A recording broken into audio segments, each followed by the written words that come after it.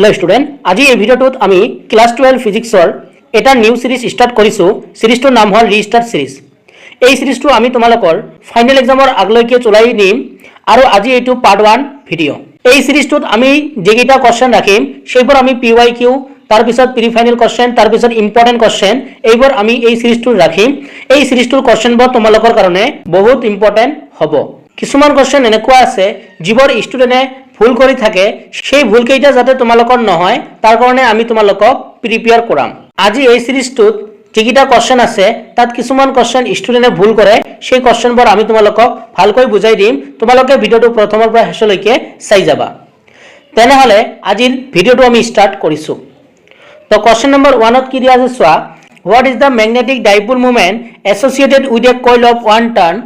Area of cross section 1 metre square carrying current of 1 ampere. তো এইটো আমি তোমালোকৰ কাৰণে এটা নিউমেৰিকেল লৈছো। তো এই নিউমেৰিকেলটো তোমালোকে কেনেকৈ সলভ কৰিবা এইটো তোমালোকৰ বহুত ষ্টুডেন্টে ভুল কৰে। প্ৰথমতে তোমালোকে কি কৰিবা, নিউমেৰিকেলটো ডাটাবোৰ লিখি লবা। তো আমাৰ কোশ্চেনত কি ডাটা দিয়া আছে চোৱা, আমাক কয়েল দিয়া আছে, কয়েলক n দি বুজায়। তো আমাক n দিয়া আছে 1 টাৰ্ণ, n দি আমাক কি দিয়া আছে 1 টাৰ্ণ। তাৰ পিছত আমাক দিয়া আছে এৰিয়া অফ ক্ৰস সেকশন মানে এ দিয়া আছে আমাৰ 1 মিটাৰ স্কয়াৰ। এ কিমান দিয়া আছে 1 মিটাৰ স্কয়াৰ। তাৰ পিছত ইয়াতে কৈছে ক্যাৰিং কাৰেন্ট অফ 1 এম্পিয়াৰ, কাৰেন্ট মানে আই। তো কাৰেন্ট কিমান দিয়া আছে আমাৰ 1 এম্পিয়াৰ।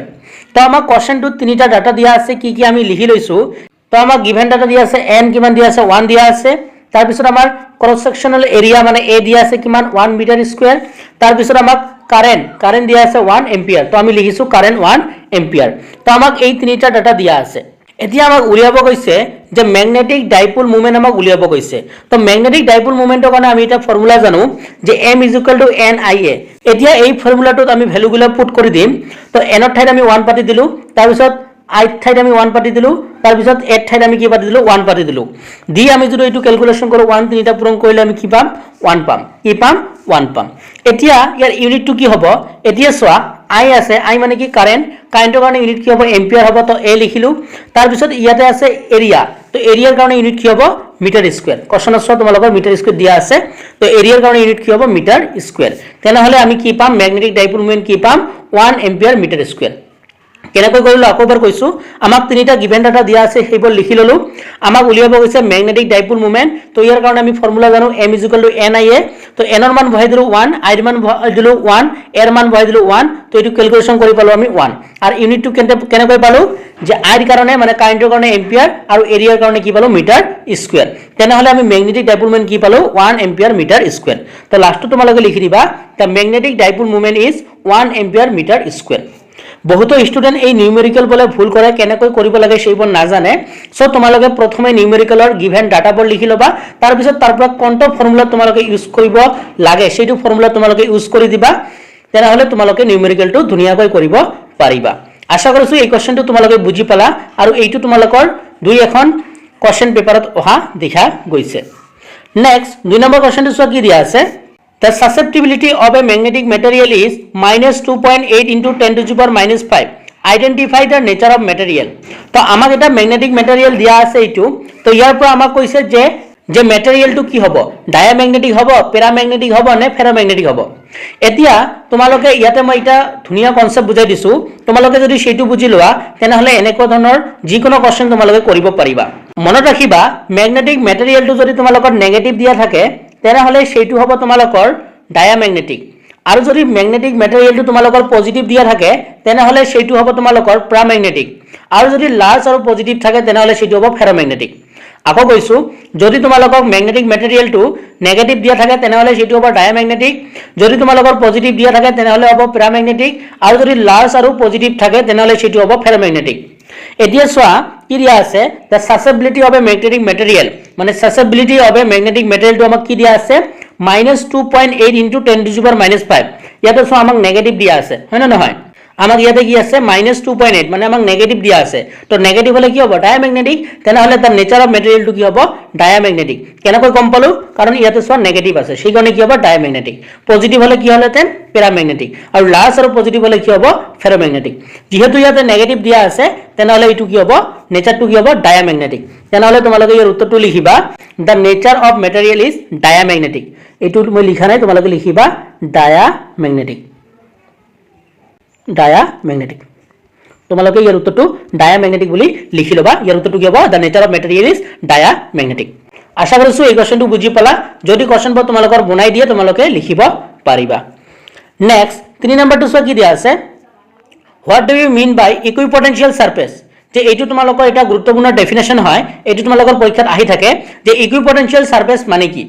তো ইয়াৰ উত্তৰটো লিখিছো any surface have same electrostatic potential at every point is called an equipotential surface যে যিকোনো এটা সাৰফেসত যদি প্ৰত্যেকটো পয়েন্টত যদি ইলেক্ট্ৰিক পটেনশিয়ালটো সেম হয় বৈদ্যুতিক বিভৱটো যদি সেম হয় তেনেহলে সেই সাৰফেসটোক আমি কি বুলি কওঁ ইকুইপটেনশিয়াল সাৰফেস আকৌ কৈছো যিকোনো সাৰফেসত যদি ইলেক্ট্ৰিক পটেনশিয়ালটো প্ৰতিটো পয়েন্টত যদি সেম হয় মানে একে হয় তেনেহলে সেই সাৰফেসটোক আমি কি বুলি কওঁ ইকুইপটেনশিয়াল সাৰফেস কথাটো বুজি পালা যে প্ৰত্যেকটো পয়েন্টত যদি ইলেক্ট্ৰিক পটেনশিয়ালটো সেম হয় তেনেহলে সেইটো সাৰফেসক আমি কি বুলি কওঁ ইকুইপটেনশিয়াল সাৰফেস আৰু ইলেক্ট্ৰিক পটেনশিয়াল মানে এছামিছতকৈ বৈদ্যুতিক বিভৱ তো এইটো লিখিছো any surface has same electrostatic potential at every point প্ৰত্যেকটো পয়েন্টত যদি তোমালোকৰ ইলেক্ট্ৰিক পটেনশিয়াল মানে বৈদ্যুতিক বিভৱটো সেম হয় একে হয় তেতিয়া সেই সাৰফেসক কি বুলি কোৱা হয় ইকুইপটেনশিয়াল সাৰফেস তো তোমালোকৰ ইম্পৰ্টেন্ট ডেফিনেশ্যন এইটো তোমালোকৰ আহিব পাৰে তাৰপৰা ইয়াৰ পৰা তোমালোকে ইকুইপটেনশিয়াল সাৰফেসৰ প্ৰপাৰ্টিজবোৰ তোমালোকে পঢ়ি ল'ব পাৰা তাৰপিছত কোৱেশ্চন নম্বৰ 4 কি দিয়া আছে চোৱা এইটো তোমালোকৰ এটা ইম্পৰ্টেন্ট ডেফিনেশ্যন হয় define electric dipole moment electric dipole moment কি হয় এই ডেফিনেশ্যনটো তোমালোকৰ আহিব পাৰে তো মই কি লিখিছো চোৱা it is a vector quantity whose magnitude is equal to the product of either charges and the distance between them তো ইয়াৰ কাৰণে মই এটা তোমালোকক বস্তু বুজাব লাগিব সেটো মই ইয়াতে বুজি দি আছো তাৰ পিছত তোমালোকৰ ডেফিনেশ্যনটো বুজাই দিম সাপোজ আমি দুটা চাৰ্জ কনসিডাৰ কৰিছো এটা হল আমাৰ প্লাস কিউ চাৰ্জ আৰু এটা চাৰ্জ আছে সেটো হল আমাৰ সাপোজ ধৰি লোৱা মাইনাস কিউ চাৰ্জ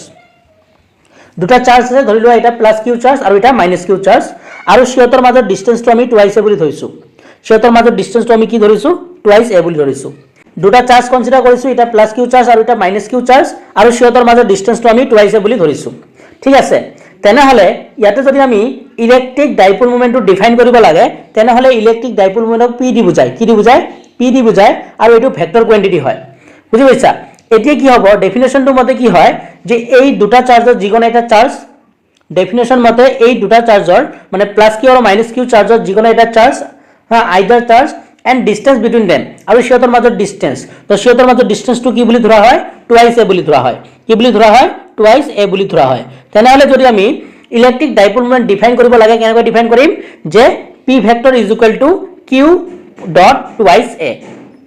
বুজি পাইছা তো কেনেকৈ ডিফাইন কৰিম P vector is equal to Q dot twice a আমি এনেকৈ ডিফাইন কৰিম তো এইটো লিখিছো চোৱা তো আমি জানো যে ইলেক্ট্ৰিক ডাইপোল মোমেন্ট কি হয় ভেক্টৰ কোৱান্টিটি হয় তো এইটো লিখিছো it is a vector quantity whose ম্যাগনিটিউডটো ল'ব লাগিব magnitude is equal to the product of either charge দুটা চাৰ্জ আছিল এটা প্লাস কিউ আৰু এটা মাইনাস কিউ তাৰ যদি আমি ম্যাগনিটিউডটো লওঁ তেনেহলে কি হ'ব কিউ ললো বুজি পাইছা তো আমি কি ললো কিউ ললো and the distance between them সিহঁতৰ মাজৰ ডিসটেন্সটো কি বুলি ধৰা হয় টুৱাইস এ বুলি ধৰা হয় তেনেহলে ম্যাগনেটিক ডাইপোল মোমেন্টটো কি হ'ব Q twice a product of charge and distance between them ইয়াতে কি বুলি কোৱা হ'ব ইলেক্ট্ৰিক ডাইপোল মোমেন্ট কথাটো বুজি পালা আৰু চাৰ্জ দুটাৰ কি ল'ব লাগিব ম্যাগনিটিউড ল'ব লাগিব বুজি পাইছা তো নেগেটিভ হলে সেটো কি ল'ব লাগিব আমাক পজিটিভ ল'ব লাগিব তো ইলেক্ট্ৰিক ডাইপোল মোমেন্ট মানে কি যে এটো ভেক্টৰ কোৱান্টিটি হয় আৰু এটো কি হয় প্ৰডাক্ট অফ আইদাৰ চাৰ্জ মানে দুটা চাৰ্জৰ এটা চাৰ্জ আৰু কি হয় সিহঁতৰ মাজৰ ডিসটেন্সটো আৰু সিহঁতৰ মাজৰ ডিসটেন্সটো কি বুলি ধৰা হয় টুৱাইস এ বুলি ধৰা হয় তেনেহলে আমি ইলেক্ট্ৰিক ডাইপোল মোমেন্টক কেনেকৈ ডিফাইন কৰিব আৰু P is equal to Q twice a এনেকৈ আমি ইলেক্ট্ৰিক ডাইপোল মোমেন্টক ডিফাইন কৰিব পাৰো আশা কৰিছো এই কোৱেশ্চনটো তোমালোকে বুজি পালা তো ইয়াৰ পৰা তোমালোকৰ কোৱেশ্চন আহিব পাৰে যে ইলেক্ট্ৰিক ডাইপোল মোমেন্টটো কি হয় এইটো এটা ভেক্টৰ কোৱান্টিটি হয় আৰু ইয়াৰ মই কেনেকৈ ডিফাইন কৰিব লাগে ফৰ্মুলাটো দি দিলো তাৰ পিছত ইয়াৰ ডেফিনেশ্যনটো মই তোমালোকক কৈ দিলো যদিও এটা কোৱেশ্চন আনিছো তাত তিনি চাৰিটা কথা মই কৈ দিলো আশা কৰিছো সেইবোৰ তোমালোকে নোট ডাউন কৰি ললা নেক্সট 5 নম্বৰ এটা ইম্পৰ্টেন্ট কোৱেশ্চন আনিছো যেটো তোমালোকৰ প্ৰায় আহি থাকে আৰু বহুত ষ্টুডেন্ট ইয়াতে ভুল কৰে a potential difference of 250 volt is applied across the plate of a capacitor 10 picofarad calculate the charge on the plate of the capacitor মই কৈছো তোমালোকে নিউমেৰিকেলৰ পৰা প্ৰথমে তোমালোকে গিভেন ডাটাবোৰ লিখি লবা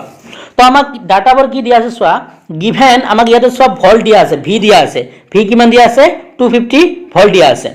তাৰ পিছত আমাক কি দিয়া আছে কেপাসিটৰ দিয়া আছে কেপাচিটৰ কিমান দিয়া আছে 10 পিকোফাৰাড কিন্তু কেপাচিটৰ ইউনিট হয় ফাৰাড তো পিকোফাৰাডক আমাক কত বনাব লাগিব ফাৰাডত বনাব লাগিব বুজি পাইছা পিকোফাৰাডক আমি কত বনাব লাগিব ফাৰাডত বনাব লাগিব আমাক ভি দিয়া আছে এইটো তাৰ পিছত কেপাচিটৰ দিয়া আছে এইটো ইয়াতে আমাক পিকোফাৰাড দিয়া আছে এইটো আমাক কত বনাব লাগিব ফাৰাডত বনাব লাগিব তো সব কেনেকৈ আমি কৰো তো গিভেন ডাটা আমাক দিয়া আছে ভি আমি কোশ্চনত দিয়া আছে এইটো লিখি ললো তাৰ পিছত আমাক সি কেপাচিটৰ দিয়া আছে 10 পিকোফাৰাড এতিয়া পিকোফাৰাডক আমাক ফাৰাডত বনাব লাগিব মনত ৰাখিবা যে পিকোফাৰাডক যদি তোমালোকে ফাৰাডত বনোৱা তেনেহলে তোমালোকক 10 to the power minus 12 দি কি কৰিব লাগিব পূৰণ কৰিব লাগিব তো আমি কি কৰিলো এই 10 ৰ লগত কি কৰিলো 10 to the power minus 12 দি কি কৰিলো পূৰণ কৰিলো তেতিয়া এই পিকোফাৰাডটো কত আহি গল ফাৰাডত আহি গল কথাটো বুজি পালা আমি 10 পিকোফাৰাডক ফাৰাডত বনাবলৈ কি কৰিব লাগিব 10 to the power minus 12 দি পূৰণ কৰিব লাগিব তো আমি কৰিলো তো আমি এটো কত আহি গল ফাৰাডত আহি গল এতিয়া যদি এটো আমি ক্যালকুলেশন কৰো যে তলত দুটা সেম আছে তো 10 তো ইয়াৰ তলত ইকোনমি কি আছে 1 আছে তো 1 তো পূৰণ থাকিলে কি হয় প্লাস হয় তো প্লাস মাইনাস 12 তেনেহলে এটো ক্যালকুলেশন কৰিলে কিমান হ'ব 1 মাইনাস 12 তো ইয়াটো কি হ'ব মাইনাস 11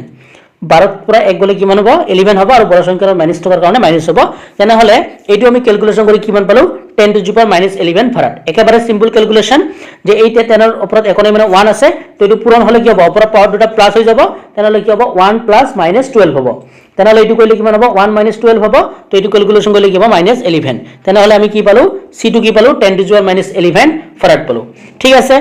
এতিয়া আমাক কি উলিয়াব কৈছে কোশ্চনত সো আমাক কি উলিয়াব কৈছে ক্যালকুলেট দা চার্জ আমাক চার্জ উলিয়াব কৈছে মানে আমাক কি উলিয়াব কৈছে তেনেহলে সো আমাক কি উলিয়াব কৈছে তো আমি কি লিখিছো q প্রশ্নবোধ এতিয়া আমি এই তিনিটাৰ মাজত এটা ফর্মুলা জানো কি ফর্মুলা যে c q / v আমি এটা ফর্মুলা জানো কি ফর্মুলা c q / v এতিয়া আমি যদি ইয়াৰ পৰা q উলিয়াই লও তেনেহলে v টো কি হৈ আছে হৰণ হৈ আছে তো এইফালে গলে কি হ'ব পূৰণ হ'ব তো পূৰণ হলে কি হ'ব q = cv তো আমি অপৰ লাইনটোৰ পৰা এনেকৈ লিখিব পাৰো একেবাৰে সিম্পল ক্যালকুলেশন আশা কৰিছো বুজি পাইছা এতিয়া আমাক c কিমান দিয়া আছে তো আমি c পালো কিমান c পালো আমি 10 to the minus 11 তো আমি c থেট পাতি দিলো 10 to the minus 11 তাৰ পিছত আমাক v কিমান পাইছো v পাইছো 250 এইটো সব তোমালোকে আমি v কিমান পাইছো 250 পাইছো তো ইয়াতে আমি বহাই দিছো v ৰ মান হৈ গল এতিয়া আমি কি কৰিছো ইয়াতে অলপ ক্যালকুলেশন কৰিছো এইটো যেনেকৈ আছে তেনেকৈ ৰাখিছো ইয়াতে আমি কি কৰিছো এনেকৈ লিখিছো 25 পূৰণ 10 to the power 1 লিখিছো এইটো ক্যালকুলেশন কৰিলে কি আমি কি পাম 250 পাম মানে অপৰটোই পাম তো এইটো আমি অলপ ক্যালকুলেশন কৰি এনেকৈ লিখিছো ঠিক আছে আশা কৰিছো বুজি পাইছা এতিয়া সোৱা 25 টো আমি ঠিকে ৰাখিছো এতিয়া আমি এইটো আৰু এইটো সেম আছে তেনেহলে অপৰৰ পাৱাৰ দুটা কি হৈ যাব প্লাস হৈ যাব তেনেহলে কি হ'ব -11 প্লাস কিমান হ'ব 1 হ'ব তো এইটো ক্যালকুলেশন কৰিলে আমি কিমান পাম -10 পাম কি পাম -10 পাম তেনেহলে আমি ইয়াতে লিখিলো 10 to the power -10 আৰু 25 টো যেনেকৈ আছে এনেকৈ লিখিলো এতিয়া কি কৰিলো আমি 25 আছে ইয়াৰ মধ্যত আমি এটা পয়েন্ট দি দিলো 2.5 এতিয়া 2.5 দিলে কি হ'ব ইয়াৰ পাৱাৰ টু 1 কমি যাব তেনেহলে -10 আছে তেনেহলে ইয়াৰ পাৱাৰ টু কি হ'ব 10 to the power -9 হৈ যাব কথাটো বুজি পালা তো আমি যেতিয়া ইয়াতে এটা পয়েন্ট আনিলো 2.5 তেতিয়া কি হ'ব ইয়াৰ পাৱাৰ টু এটা কমি যাব তেনেহলে কি হ'ব 10 to the power -9 তেনেহলে ইয়াৰ উত্তৰটো কি হ'ব q = 2.5 * 10 to the power -9 coulomb চাৰ্জৰ ইউনিট যেটো কুলম হয় সেই কাৰণে ইয়াৰ ইউনিটটো কি হ'ব কুলম হ'ব তেনেহলে আমি কেনেকৈ নিউমেৰিকেলটো কৰিলো আশা কৰিছো তোমালোকে বুজি পালা প্ৰথম আমি গিভেন ডাটা বল লিখি ললো তাৰ পিছত c2 আমাৰ মানে কেপাসিটৰটো পিকোফাৰাডত আছে সেটো ফাৰাডত বনালো তাৰ পিছত আমাক q উলিয়াব গৈছে q বেৰ কৰিম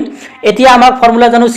q / v ইয়াৰ পৰা ক্যালকুলেশন কৰি আমি q ৰ ভ্যালু উলাই দিলো আৰু q ৰ ইউনিটটো কি হয় কুলম হয় সেইকাৰণে আমি লাষ্টত কি লিখিলো কুলম লিখিলো তো এইখিনি আছিল নিউমেৰিকেলটো আশা কৰিছো নিউমেৰিকেলটো ইম্পৰ্টেন্ট হয় তোমালোকৰ তো এনেকুৱা ধৰণৰ ভ্যালু বৰ চেঞ্জ কৰি তোমালোকৰ নিউমেৰিকেল দিব পাৰে আশা কৰিছো এই নিউমেৰিকেলটো তোমালোকে বুজি পালা এতিয়া আমি নেক্সট কোশ্চেনটোলৈ আগবাঢ়িছো 6 নম্বৰ দিয়া আছে if you move a negative charge along an equipotential surface then work done will be তো আমি জানো যে ইকুইপটেনশিয়াল সাৰফেসৰ ওপৰত ওয়াৰ্ক ডানটো 0 হয় আমি যেতিয়া ইকুইপটেনশিয়াল সাৰফেসৰ প্ৰপাৰ্টিজ পঢ়িছিলো তেতিয়া আমি পঢ়িছিলো যে ওয়াৰ্ক ডানটো ইকুইপটেনশিয়াল সাৰফেসৰ ওপৰত কি হয় 0 হয় এতিয়া যদি আমি তাৰ নেগেটিভ চাৰ্জও মুভ কৰো বা পজিটিভ চাৰ্জও মুভ কৰাও তেনেহলে ওয়াৰ্ক ডানটো কি হ'ব 0 হ'ব তেনেহলে ইয়াৰ উত্তৰটো কি হ'ব 0 হ'ব তো মনত ৰাখিবা যে ইকুইপটেনশিয়াল সাৰফেসৰ ওপৰত ওয়াৰ্ক ডানটো কি হয় 0 হয় নেক্সট 7 নম্বৰ এটা কোশ্চেন দিয়া আছে so what is the SI unit of electric dipole moment তো মই আগতে তোমালোকক কলো ইয়াৰ এসআই ইউনিটটো কি হ'ব the SI unit of electric dipole moment is cm cm মানে সেন্টিমিটাৰ নহয় cm মানে কি কুলম মিটাৰ কি হ'ব কুলম মিটাৰ তো কেনেকৈ ইটো ইউনিট আহিল মই তোমালোকক কৈ দিও আমি ফৰ্মুলা পাইছিলো ইলেক্ট্ৰিক ডাইপোল মোমেন্টৰ কাৰণে আইডাৰ অফ চাৰ্জ হৈছে আৰু কি সিহঁতৰ মাজৰ ডিসটেন্সটো টুৱাইছে এতিয়া চাৰ্জৰ কাৰণে ইউনিট কি হয় কুলম হয় আৰু এইটো কি এটা ডিসটেন্সৰ কাৰণে কি হয় মিটাৰ হয় তেনেহলে ইয়াৰ ইউনিটটো কি হ'ব কুলম মিটাৰ কেনেকৈ ইউনিটটো আহিল মই তোমালোকক ক'লো কেনেকৈ আহিল ইয়াতে সো আমি ফৰ্মুলা জানো p q ডট টুৱাইছে তো q মানে কি চাৰ্জৰ কাৰণে কুলম আহিল আৰু আমাৰ ইয়াতে টুৱাইছে মানে এইটো কি ডিসটেন্সৰ কাৰণে মিটাৰ আহিল তেনেহলে ইয়াৰ ইউনিটটো কি হ'ব কুলম মিটাৰ বুজি পাইছা এইটো সেন্টিমিটাৰ নহয় এইটো কি coulomb metre Next question number 8 কি দিয়া আছে সোয়া write two properties of electric field lines দুটা properties লিখিব কৈছে তেনেহলে ইয়াৰ এক নম্বৰ properties টো লিখিবা যে field lines are continuous curve without any break যে field lines বোৰ কি হয় continuous curve হয় বুজি পাইছা এইবোৰ কোন ধৰণৰ ব্ৰেক না থাকে এইবোৰ continuous curve হয় দুই নম্বৰ they start from positive charge and end in a negative charge যে ইলেক্ট্ৰিক field lines বোৰ কি হয় স্টাৰ্ট হয় পজিটিভ চাৰ্জৰ পৰা আৰু এন হয় নেগেটিভ চাৰ্জত বুজি পাইছা তো এই দুটাই আছিল তোমালোকৰ ইলেক্ট্ৰিক ফিল্ড লাইনছৰ প্ৰপাৰ্টিজ এক নম্বৰ কি যে ফিল্ড লাইনছ বোৰ কি হয় কন্টিনিউয়াস কাৰ্ভ হয় আৰু দুই নম্বৰ কি হয় সিয়তে স্টাৰ্ট হয় পজিটিভ চাৰ্জত আৰু এন হয় নেগেটিভ চাৰ্জত নেক্সট কোশ্চেন নম্বৰ 9 কি দিয়া আছে সোয়া এইটো তোমালোকৰ পিৱাইকিউত আহিছে the process of sharing charge with the earth চাৰ্জটো যদি আমি আৰ্থৰ লগত কানেক্ট কৰো এইটো যেটো প্ৰসেস এই প্ৰসেসটো কোৱা হয় আৰ্থিং কি প্ৰসেস বুলি কোৱা হয় আৰ্থিং তেনেহলে ইয়াৰ উত্তৰটো কি হ'ব earthing the process of sharing charges with the earth is called কি আৰ্থিং ইয়াক কি বুলি কোৱা হয় আৰ্থিং বুলি কোৱা হয় কোশ্চেন নম্বৰ 10 কি দিয়া আছে so what is the focal length of plane mirror এটো কোশ্চেন তোমালোকৰ আহিব পাৰে তো প্লেন মিৰৰৰ ফকেল লেন্থ কি হয় ইয়াৰ উত্তৰটো হ'ব ইনফিনাইট প্লেন মিৰৰৰ ফকেল লেন্থ কি হয় ইনফিনাইট হয় তো ইয়াৰ উত্তৰটো হ'ব ইনফিনাইট তো আজি ভিডিওত আমি এই দুটা কোশ্চেনে তোমালোকৰ ডিসকাশন কৰিলো আৰু এই ৰেজিস্টাৰ সিৰিজটো তোমালোকক বহুত পৰিমাণে সহায় কৰিব আৰু ইয়াত যিবোৰ কোশ্চেন আছে সেইবোৰ তোমালোকৰ পৰীক্ষাত হোৱাৰ হাই প্ৰবাবিলিটি আছে আৰু যদি তোমালোকে এই ভিডিওটো প্ৰথমৰ পৰা শেষলৈকে চালা তেনেহলে তোমালোকে এই 10টাৰ উপৰি আৰু যদি ব্লেক ধৰণৰ কোশ্চেন দিয়ে তোমালোকে কৰিব পাৰিবা এই ভিডিওৰ যিমানখিনি কনসেপ্ট আছে মই তোমালোকক যিমান পাৰো বুজাই দিবলৈ ট্ৰাই কৰিলো আশা কৰিছো আজি ভিডিওটো ভাল পালা আশা কৰিছো এই সিৰিজটো তোমালোকক বহুত পৰিমাণে সহায় কৰিব আৰু এই সিৰিজটোত আমি pre final question paper selective PYQ এইবাৰ ৰাখিছো আৰু এইবাৰ তোমালোকৰ কপি নোট ডাউন কৰি লবা আৰু এইবাৰ তোমালোকে ৰিভাইজ কৰি যাবা যেহেতু তোমালোকৰ পৰীক্ষাৰ কাৰণে বেছি সময় নাই সো এইকেইদিন আমি তোমালোকক ৰেগুলাৰ ভিডিও দিবলৈ ট্ৰাই কৰিম আৰু ক্লাস 12 ৰ কাৰণে আমাৰ এটা WhatsApp গ্ৰুপ আছে তোমালোকে ডেসক্ৰিপচনত লিংকৰ পৰা আমাৰ WhatsApp গ্ৰুপত জয়েন হৈ লবা আৰু যদি কিবা ডাউট থাকে তোমালোকে কমেন্ট সেকশনত কমেন্ট কৰিবা আৰু যদি ভিডিওটো ভাল পালা তেনেহলে কমেন্টত থ্যাংক ইউ বুলি লিখিবা তেনেহলে আজি ভিডিওটো আমি ইয়াতে সামৰিছো নতুন এটা ভিডিওৰ লগত পুনৰ দেখা দেখি হম ভিডিওটো চোৱাৰ কাৰণে তোমালোকক ধন্যবাদ জনাইছো